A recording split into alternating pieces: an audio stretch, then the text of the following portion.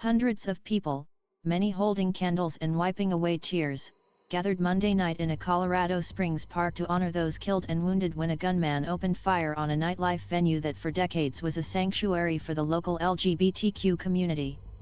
The vigil came as the 22-year-old suspect, Anderson Lee Aldrich, remained hospitalized after Saturday night's attack in which 5 people were killed and another 17 suffered gunshot wounds before patrons tackled and beat the suspect into submission. Aldrich faces 5 murder charges and 5 charges of committing a bias-motivated crime causing bodily injury, online court records showed. The attack at Club Q has shaken the LGBTQ community in this mostly conservative city of about 480,000, located 70 miles, 110 kilometers, south of Denver. At Monday night's vigil, people embraced and listened as speakers on a stage expressed both rage and sadness over the shootings.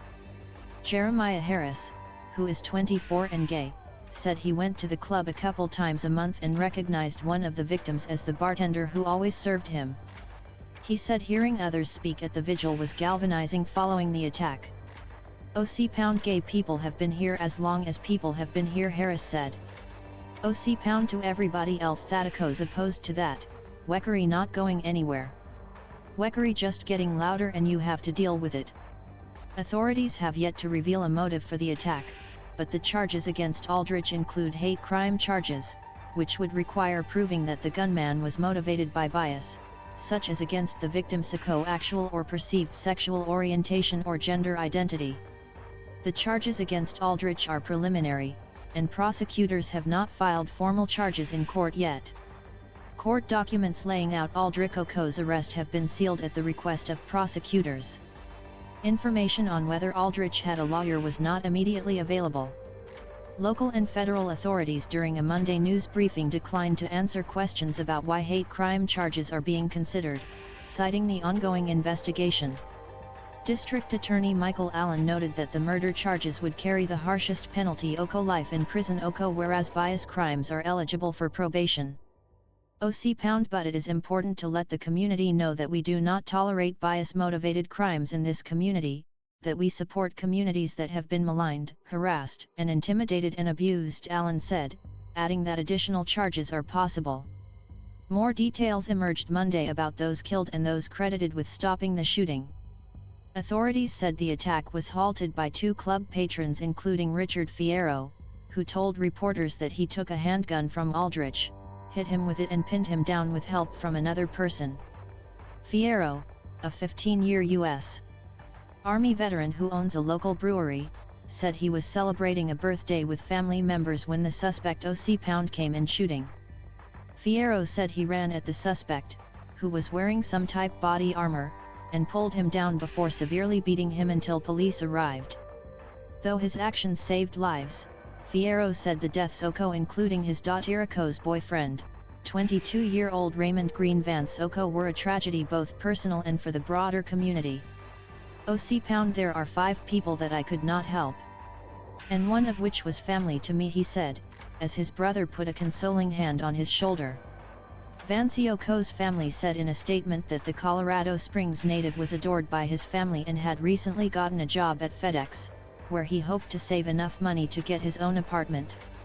The other victims were identified by authorities and family members as Ashley Pa, 35, a mother who helped find homes for foster children, Daniel Aston, 28, who had worked at the club as a bartender and entertainer, Kelly Loving, 40, whose sister described her as caring and sweet, and Derek Rump, 38, another club bartender who was known for his quick wit and adopting his friends as his family. Thomas James was identified by authorities as the other patron who intervened to stop the shooter.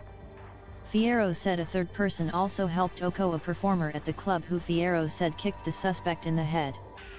13 victims remained hospitalized Monday, officials said.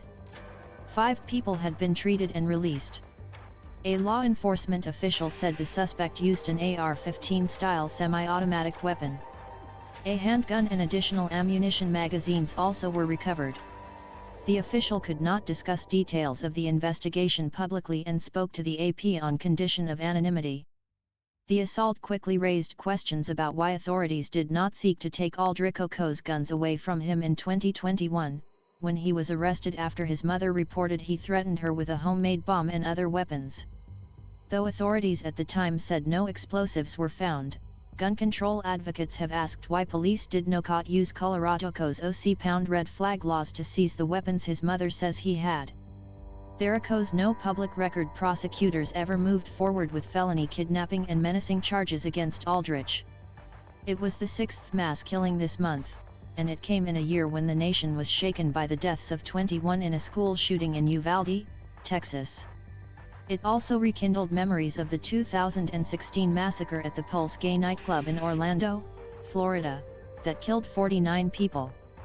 Since 2006, there have been 523 mass killings and 2,727 deaths as of November 19, according to the Associated Press/USA Today database on mass killings in the U.S. Okokoko Bidane is a core member for the Associated Press/Report for America State House News Initiative.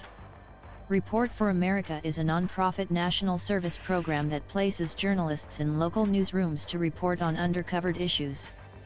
Okokoko Associated Press reporters Haven Daly in Colorado Springs, Colleen Slevin in Denver, Darlene Superville in Washington, Stephen Groves in Sioux Falls, South Dakota, Jeff McMillan in Scranton, Pennsylvania, Matthew Brown in Billings, Montana, and news researcher Rhonda Schaffner from New York contributed.